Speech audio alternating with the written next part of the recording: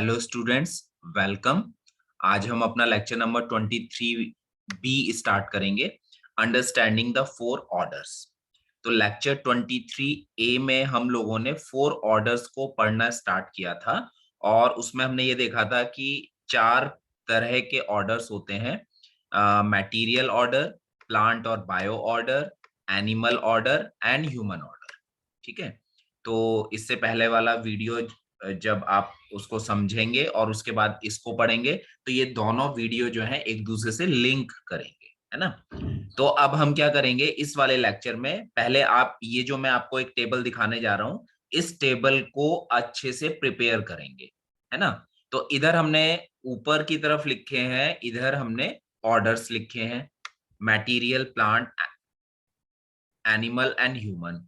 और दूसरे साइड में हमने लिखा है things, activity, innateness, natural characteristic and basic activity and conformance. ठीक है, तो इन्हीं के बेस पे हम इन चारों ऑर्डर को फर्दर समझेंगे।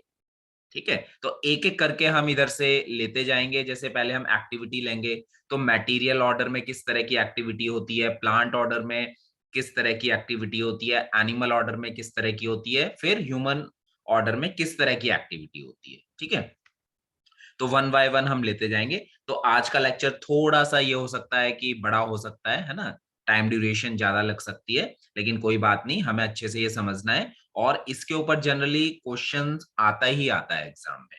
ठीक है, तो पहले हम देख लेते हैं एक्टिविटी। एक्टिविटी को बोला गया है क्रिया।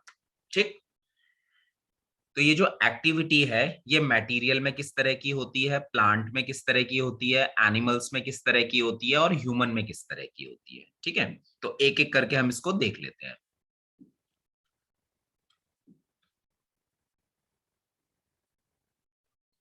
तो हम इसमें पहले देख लेते हैं कौन कौन सी हमारे थिंग्स हैं। तो each order is composed of a number of things, each one of these things is also called a unit. वस्तु की बात कर रहे हैं हम, है ना। तो हमने देखा कि हर एक ऑर्डर जो है वो बहुत सारे थिंग्स का बना हुआ है। तो इन थिंग्स को क्या बोला गया है, इन थिंग्स को बोला गया है यूनिट, बोला गया है इकाई, बोला गया है। तो अब पहले मटेरियल ऑर्डर की हम बात कर लेते हैं। तो material order is most abundant in nature and exist in the form of all the soil, mixture, metals and compounds, various gases, water and other liquid, etc. तो बेसिकली मटेरियल ऑर्डर जो है हमारा नॉन लिविंग कंपोनेंट्स है ना। और हमने जैसे पिछले लेक्चर में भी देखा था कि ये जो मटेरियल ऑर्डर है इसके अंदर soil, mixtures, metals, compounds, various gases, water और अदर लिक्विड्स आ जाते हैं। सेकंड है हमारा प्लांट ऑर्डर, जिसको प्राणिक ऑर्डर या बायो ऑर्डर भी बोलते हैं। तो प्राणिक order exist as the smallest seeds to the plentiful grass, the various plants and trees and all the vegetation in the ocean। तो जितने भी प्लांट्स हैं, चाहे वो पानी के अंदर हो चाहे वो जमीन के ऊपर हो, वो सीड की फॉर्म में हो, सीड में भी जर्मिनेशन नहीं हुआ है, तो उन सबको हमने क्या बोला है, उन सबको हमने प्लांट ऑर्डर बोला है, प्लांट ऑर्डर में उनको रखा गया है। So when we consider human and animals, we can understand that there are as a coexistence of self and the body। अच्छा देखिए, जब हम बात करते हैं ह्यूमन बींग्स की और एनिमल्स की, तो हम ये कहते हैं कि ह्यूमन बींग और एनिमल्स जो है वो सेल्फ और बॉडी का क्या है, कोएग्जिस्टेंस है। ठीक, तो fundamental unit of the body is cell. Fundamental unit जो है बॉडी की वो सेल है, क्योंकि सेल से ही लाइफ शुरू होती है। द सेल बिलोंग्स टू प्राणिक ऑर्डर। लेकिन अगर हम बात करें कि सेल जो है किस ऑर्डर को बिलोंग करता है, तो सेल जो है वो प्लांट या बायो ऑर्डर को बिलोंग करता है। ठीक है, thus the body of both animals and humans is essentially made up of cells and this belongs to the pranic order। तो एनिमल की बॉडी हो या ह्यूमन बीइंग की बॉडी हो, वो सेल्स की जरूर बनी होगी, और सेल की बनी है, और सेल किसका पार्ट है, वो प्लांट और बायो ऑर्डर के अंतर्गत आता है ना। तो यही समझाने की कोशिश की गई है। आगे हम फर्दर नेक्स्ट लेक्चर में भी देखेंगे कि कैसे प्रेनिक ऑर्डर के अंदर जो सेल है उससे एनिमल्स और जो हमारे ह्यूमन बीइंग्स है वो बन रहे हैं। तीसरा ऑर्डर हमने पढ़ा था animal order. The animal order is made up of various kinds of animals and birds. These entities display both a body as well as conscious activity, self और I। तो एनिमल ऑर्डर की जब हम बात कर रहे हैं तो इसमें जितने भी एनिमल्स मिल रहे हैं अर्थ के ऊपर, जितनी भी बर्ड्स मिल रही हैं, फिशेस वगैरह हैं, वो सब आ जाएंगे। और इनको क्या कहा गया है, इनको बोला गया है कि जो एनिमल ऑर्डर है उसके अंदर एक बॉडी होगी जो फिजिकल केमिकल एक्टिविटी है, और एक सेल्फ होगा, कॉन्शियस बॉडी होगी, कॉन्शियस एक्टिविटी होगी। द एनिमल ऑर्डर दस इज द को existence of the animal body and the self. ठीक है। फिर ह्यूमन ऑर्डर है। ह्यूमन ऑर्डर की हम बात करें तो जिसको नॉलेज ऑर्डर या ज्ञान अवस्था भी बोला गया है। The human order is constituted of all the human beings. Earth के ऊपर जितने ह्यूमन बींग्स हैं वो सब ह्यूमन ऑर्डर में आएंगे। और सेम एनिमल ऑर्डर के बारे में जैसे हमने पढ़ा वैसे ही यहाँ है, ईच ह्यूमन बींग इज को existence of self and the body. ठीक है। तो ये इतना हम लोगों ने लास्ट लेक्चर में कंप्लीट कर लिया था। अब हम क्या करेंगे, अब हम एक्टिविटी की बात कर लेते हैं कि हर एक यूनिट में, हर एक ऑर्डर में एक्टिविटी किस तरह की होती है, क्रिया क्या होती है। तो each unit in the order can be understood as an activity और क्रिया। तो किसी भी यूनिट के अंदर को, अगर किसी भी यूनिट को हमें समझना है, एक ऑर्डर है जैसे प्लांट ऑर्डर है या मटेरियल ऑर्डर है, उसके अंदर डिफरेंट यूनिट्स होंगी। तो उन डिफरेंट यूनिट्स को हमें समझना है, तो कैसे समझेंगे, उसको हमने बोला है एक्टिविटी और क्रिया। तो activity means something that has motion and और हैज अ रिजल्ट। तो एक्टिविटी को यहां पे समझा दिया। अब एक्टिविटी और क्रिया क्या होगी। एक्टिविटी का मतलब होगा समथिंग दैट हैज मोशन, जिसके अंदर मोशन होगा, मूवमेंट होगा, और जिसका कोई ना कोई रिजल्ट निकलेगा। तो all unit around us including ourselves are active all the time. तो जितनी भी यूनिट्स हैं, चाहे वो मटेरियल ऑर्डर हो, चाहे वो प्लांट ऑर्डर के अंदर हो, चाहे वो एनिमल ऑर्डर के अंदर हो, या ह्यूमन ऑर्डर हो, हम लोग हो, जितनी भी यूनिट्स हैं वो सारी की सारी क्या होती हैं, वो एक्टिव रहती हैं और हर हर टाइम पे एक्टिव रहती हैं। They are interacting with the environment. Active रहती हैं इसका मतलब वो एनवायरमेंट के साथ क्या कर रही हैं, इंटरैक्ट कर रही हैं। एनवायरमेंट के साथ उनका कुछ ना कुछ इंटरेक्शन हमेशा बना रहता है। In the activity there is a state of configuration and motion simultaneously, this remain all the time. तो ये बताने की कोशिश की गई है कि इस एग्जिस्टेंस में जितनी यूनिट्स हैं उन सब के अंदर कोई ना कोई उन सब के अंदर मूवमेंट या मोशन हमेशा बना रहता है। एनवायरमेंट के साथ वो हमेशा इंटरेक्ट करते रहते हैं। इसी को एक्टिविटी या क्रिया बोला गया है। ठीक है। आगे देख लेते हैं। Now activity in the material order. ठीक है। तो अब एक एक करके देख लेते हैं एक्टिविटी कैसे होती है। तो all material things can be understood as an activity of units coming together to form a bigger unit. देखिए जितना भी मटेरियल ऑर्डर है ना, तो उस मटेरियल के अंदर डिफरेंट यूनिट्स हैं, और उन यूनिट्स के अंदर क्या हो रहा है, एक्टिविटी हो रही है। तो उनको ये बोला गया है कि एक यूनिट जो है दूसरी यूनिट के साथ जब आपस में साथ में आते हैं तो एक बड़ी यूनिट बनाते हैं। तो ये जो साथ में आ रहे हैं, एक छोटी यूनिट है वो एनवायरनमेंट के साथ इंटरेक्ट कर रही है, दूसरी यूनिट है वो एनवायरनमेंट के साथ इंटरेक्ट कर रही है, तीसरी यूनिट है वो एनवायरनमेंट के साथ इंटरेक्ट कर रही है। जब ये सारी यूनिट एक साथ आती हैं तो वो क्या बनाती है, वो बिगर यूनिट बनाती है। तो इस बिगर यूनिट के बनने को बोलते हैं कंपोजिशन। ठीक है। तो मटेरियल ऑर्डर में जो एक्टिविटी हो रही है वो कौन सी हो रही है, वो कंपोजिशन की हो रही है, मटेरियल के बनने की हो रही है। ठीक है। Bigger units can also separate from each other to form smaller units. और ये भी देखा गया है कि एग्जिस्टेंस के अंदर जो बिगर यूनिट्स होती हैं वो ब्रेक हो जाती हैं, छोटे छोटे स्मॉलर यूनिट्स में ब्रेक हो जाती हैं। तो इसको बोला गया है decomposition. Thus, any unit in the material order can be understood as an activity of composition and decomposition. तो अब अगर आपसे कहा जाए कि मटेरियल ऑर्डर के अंदर कौन सी एक्टिविटी होती है, तो आप कहेंगे मटेरियल ऑर्डर के अंदर एक तो कंपोजिशन होता है और डिकम्पोजिशन होता है, इसके अलावा तो कुछ नहीं होता है ना। कोई भी मटेरियल है जो इस एग्जिस्टेंस में है, अर्थ क्रस्ट में है, तो उसमें कंपोजिशन होगा, स्मॉलर यूनिट साथ में आ जाएंगी, या फिर डिकम्पोजिशन होगा, जो यूनिट साथ में आई थी वो अलग हो जाएंगी, स्मॉलर यूनिट में ब्रेक, बिगर यूनिट जो है वो स्मॉलर यूनिट में ब्रेक हो जाएगी। अब देख लेते हैं कि प्लांट ऑर्डर के अंदर, बायो ऑर्डर के अंदर क्या एक्टिविटी, क्या क्रिया हो रही है। तो plant order is structurally made up of the material order and additionally active of respiration is exhibited by the plant order. देखिए जितने अब हम आगे जो भी पढ़ेंगे, प्लांट ऑर्डर हो गया, एनिमल ऑर्डर हो गया या ह्यूमन ऑर्डर हो गया, ये बेसिकली बनी किसकी है? ये मटेरियल ऑर्डर से ही बनी है ना? इसको हम आगे लेक्चर में डिटेल में डिस्कस करेंगे। तो अगर ये मटेरियल ऑर्डर से बन रही है तो इसमें कंपोजिशन डिकम्पोजिशन तो होगा ही होगा, जो अभी हमने पढ़ा, लेकिन साथ में कुछ एक्स्ट्रा एक्टिविटी और होगी। तो प्लांट और क्या करते हैं? प्लांट जो है वो रेस्पिरेशन करते हैं, ठीक है? तो plants are made up of smaller cells that can breathe. So when we look at all the units that make up the plant order, we will find that they can be understood in terms of, अब देखिए इसमें एक activity बढ़ जाएगी, composition, decomposition and respiration. क्योंकि smaller sales हैं plant के अंदर, वो ब्रीथ कर रहे हैं। मटेरियल ऑर्डर के अंदर कोई सेल्स नहीं है, ऐसे सेल्स नहीं है जो ब्रीथ कर रहे हैं, है ना? तो प्लांट ऑर्डर के अंदर कंपोजिशन डिकम्पोजिशन तो होगा ही होगा, साथ में रेस्पिरेशन भी होगा, ठीक है? अब हम जब एनिमल ऑर्डर की बात करेंगे नेक्स्ट, तो कंपोजिशन डिकम्पोजिशन रेस्पिरेशन तो ही होगा, एक्स्ट्रा क्या होगा वो देख लेते हैं।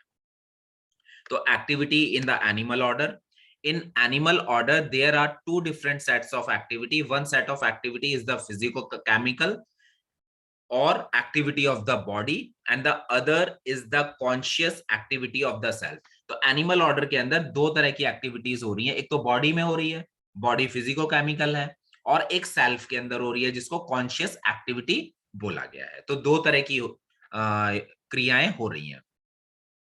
तो बॉडी इन एनिमल्स, एनिमल्स की बॉडी के बारे में बात कर लेते हैं। तो उसके अंदर फिजिको केमिकल एक्टिविटीज हो रही हैं। The body display the same activity as in the plant. तो बॉडी के अंदर वही एक्टिविटी होंगी जो प्लांट्स के अंदर हो रही थी। तो क्या क्या हो रहा था प्लांट के अंदर? Composition, decomposition, respiration. तो ये एनिमल के अंदर भी होगा। द बॉडी डिस्प्लेज रेस्पिरेशन और breathing. The body of animal order also decays. The activity in the body are the same as that in the plant bioorder, which are composition, decomposition and respiration. ठीक है, इतना समझ आ गया? तो therefore we can say that body belongs to the plant bioorder. तो animal की जो body है वो प्लांट ऑर्डर को बिलोंग करती है, लेकिन जब एनिमल के अंदर सेल्फ आ जाता है या कॉन्शियस एक्टिविटी होने लगती है तो उसको बोला गया आई और सेल्फ। तो आई इन एनिमल्स और कॉन्शियस एक्टिविटी देख लेते हैं। The activities in eye are different from those in the body. Eye is a unit that has the ability or capacity of assuming. अब हमने पिछले लेक्चर में पढ़ा है कि एनिमल्स जो होते हैं वो एज्यूम करके चलते हैं, है ना? तो animal make assumptions. Only conscious entity has the faculty of assumption और assuming. और ये जो पावर है एक तरीके से assumption की, मानने की जो पावर है वो किस में होती है? वो सेल्फ में होती है ना? तो इनके अंदर एक एक्टिविटी बढ़ जाएगी एनिमल के अंदर, वो क्या बढ़ जाएगी? एज्यूमिंग की।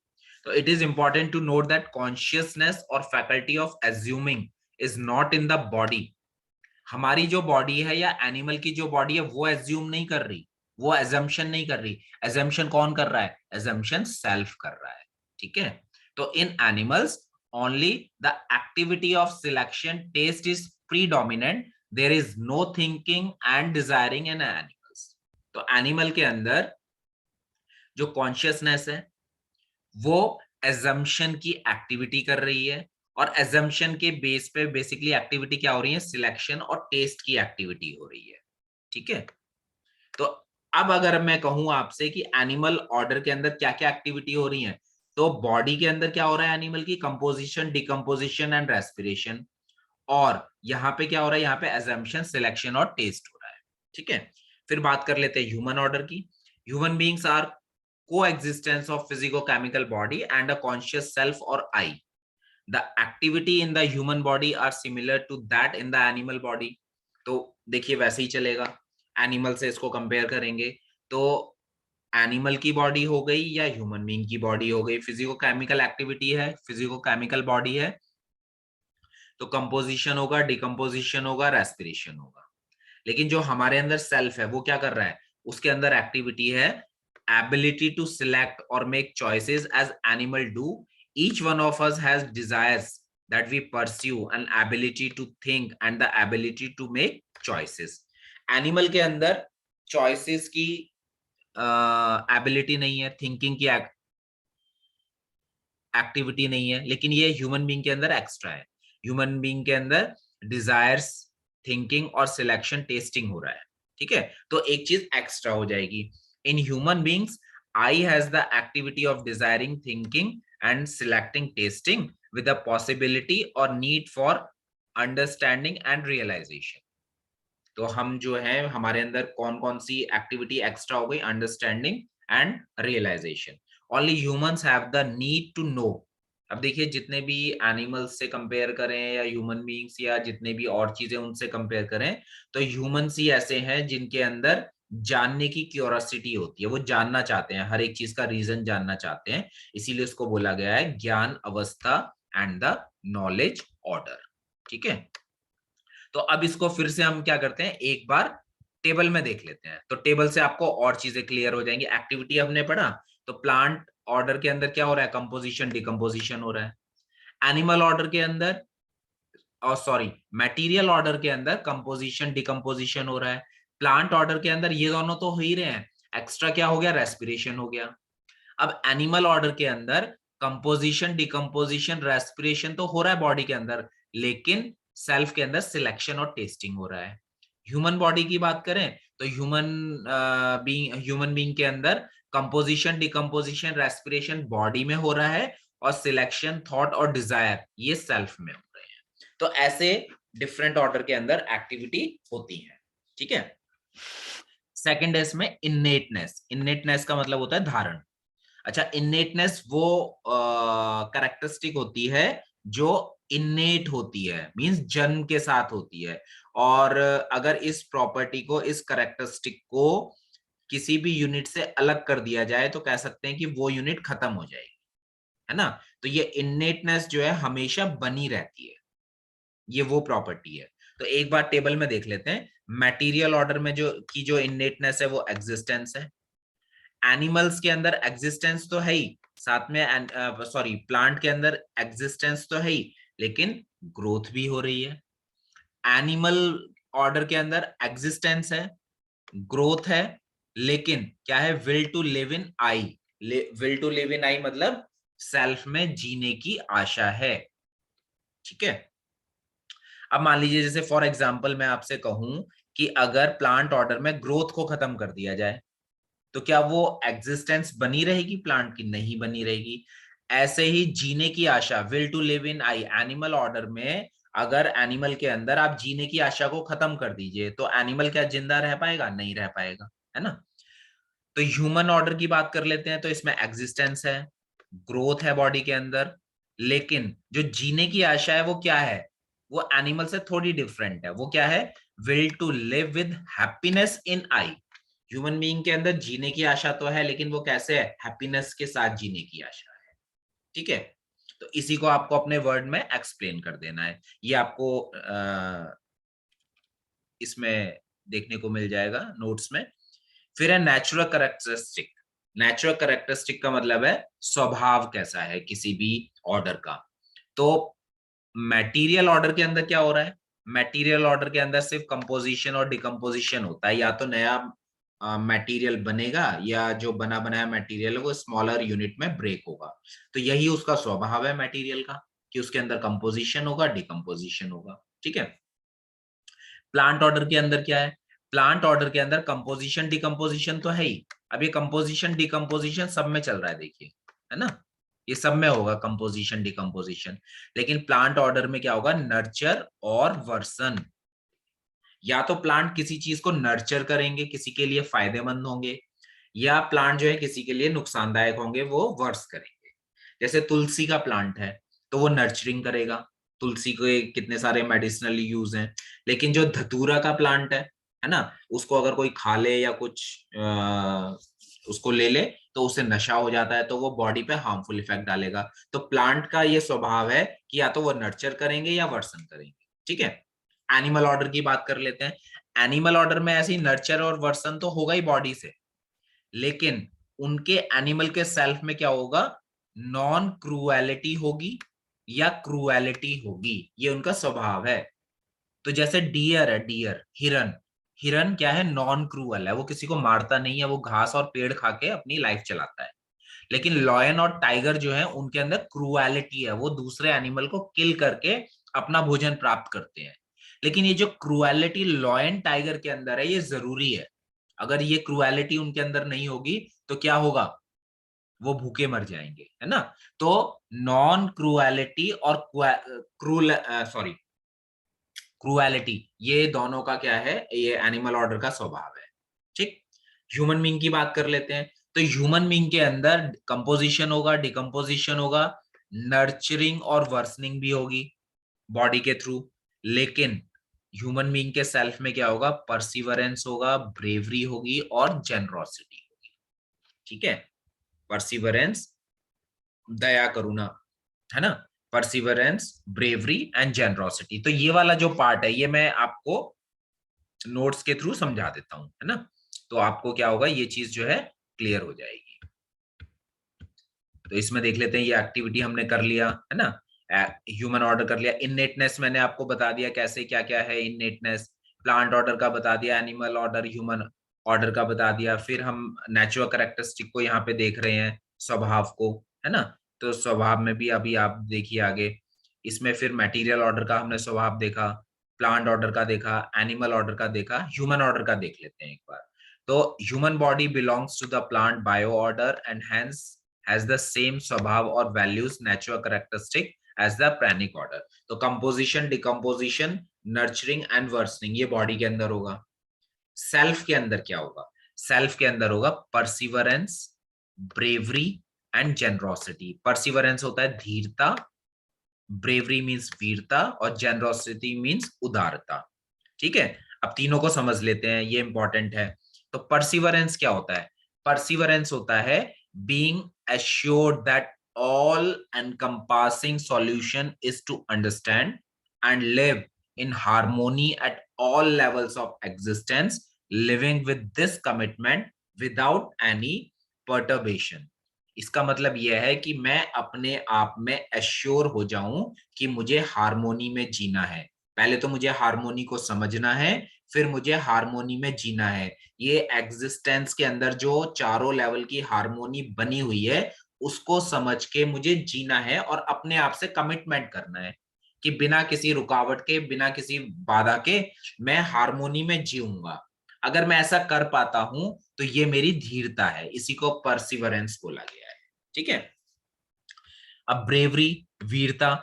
ब्रेवरी वीरता का मतलब ये नहीं है कि हम तलवार उठा के किसी को मारने पीटने लगे। ब्रेवरी का मतलब है being assured that all encompassing solution is to understand and live in harmony at all levels, and I am ready to help the other to have the right understanding।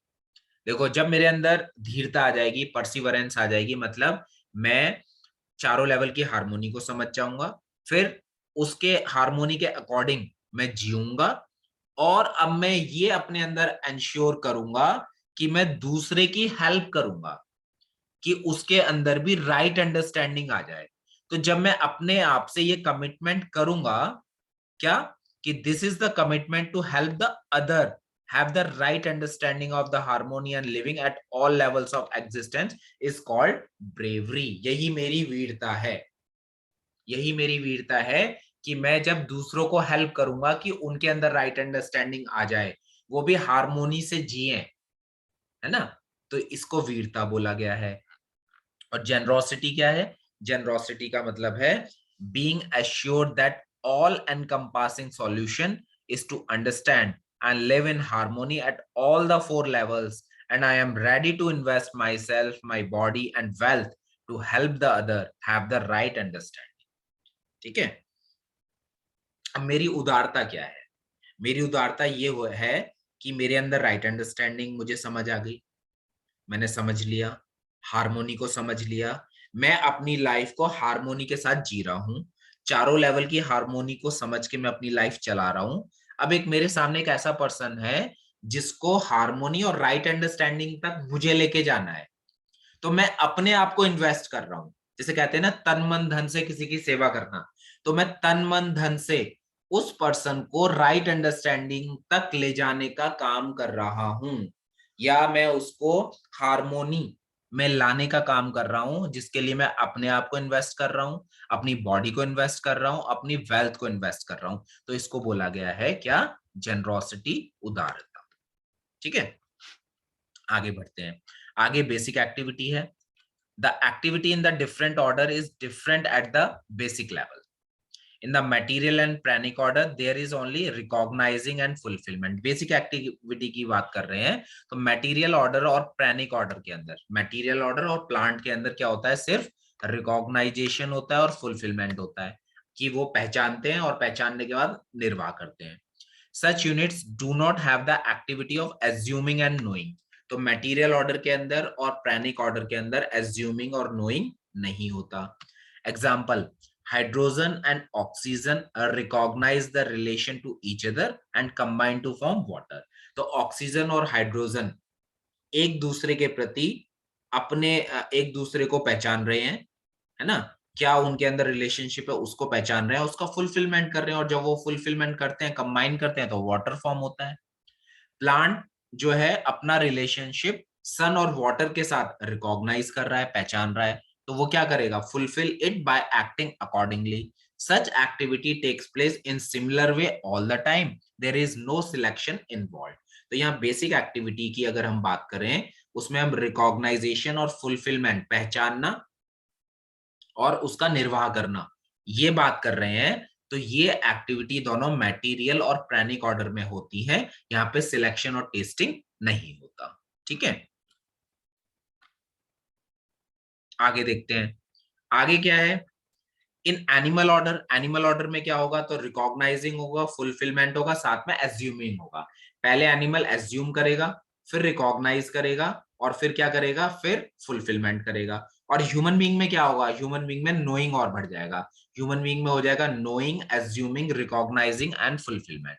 तो एनिमल के अंदर assuming, recognising and fulfilment. ठीक है, और यहाँ पे एक activity human order के अंदर बढ़ जाएगी, नोइंग। ठीक है, तो जानना, मानना, पहचानना और निर्वाह करना। तो प्लांट ऑर्डर के अंदर, मटेरियल ऑर्डर के अंदर पहचानना और निर्वाह करना होता है। एनिमल ऑर्डर के अंदर मानना, पहचानना और निर्वाह करना होता है।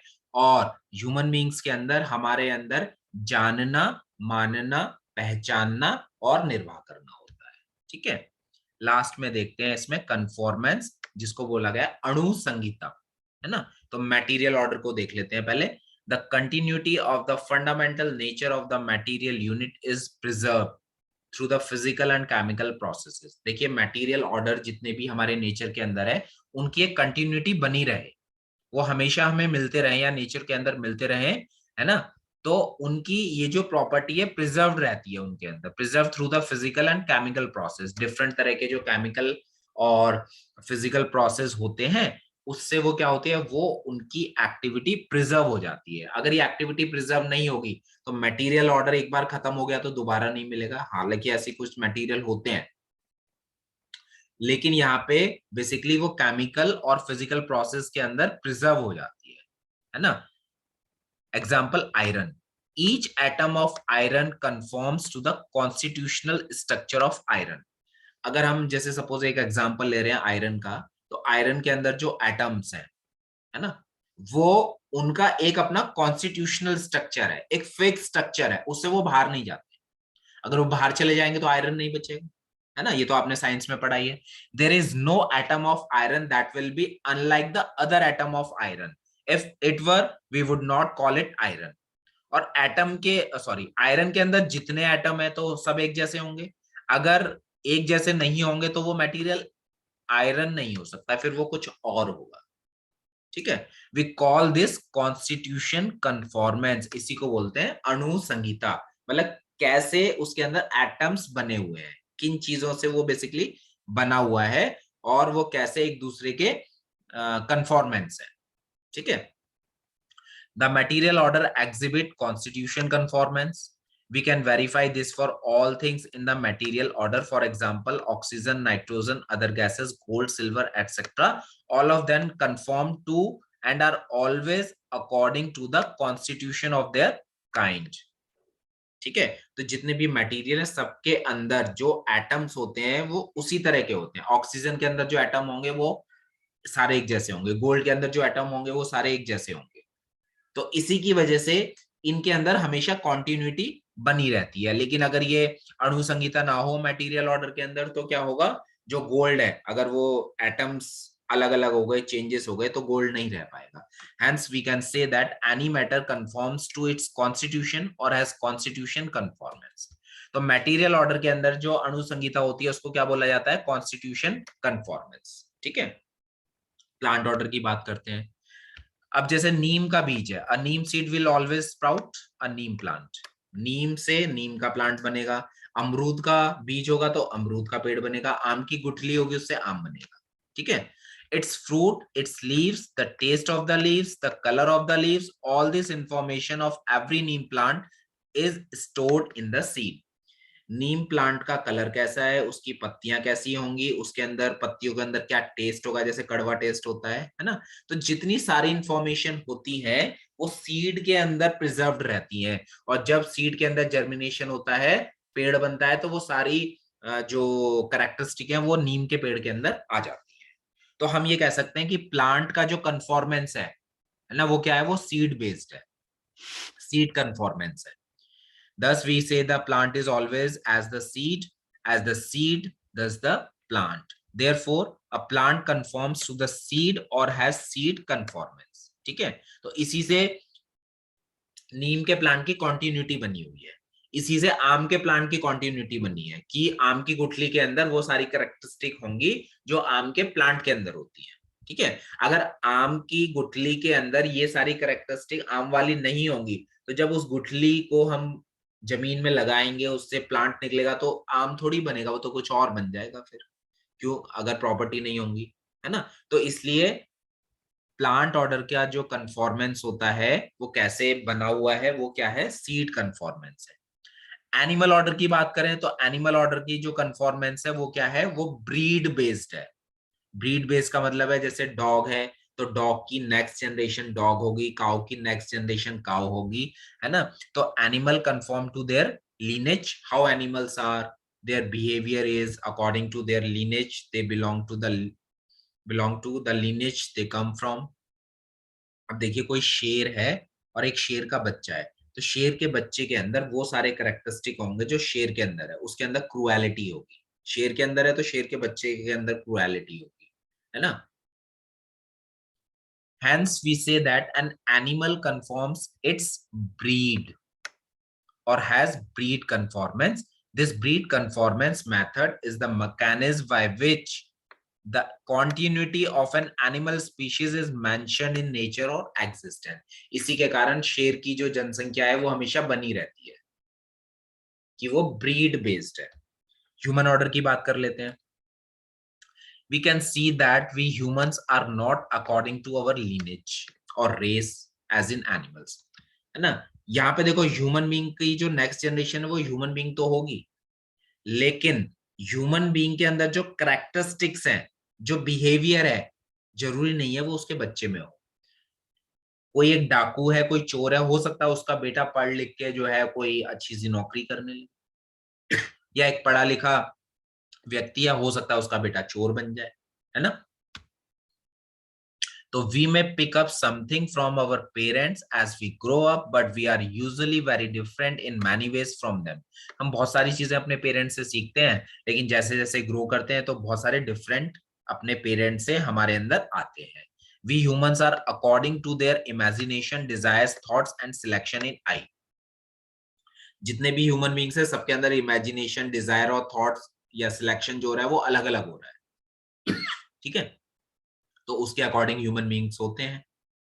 The desire, thoughts and selections we have in I can come from anywhere। ये कहीं से भी आ सकता है। हमारे अंदर जो डिजायर है जरूरी नहीं है हमारे पेरेंट्स से आए।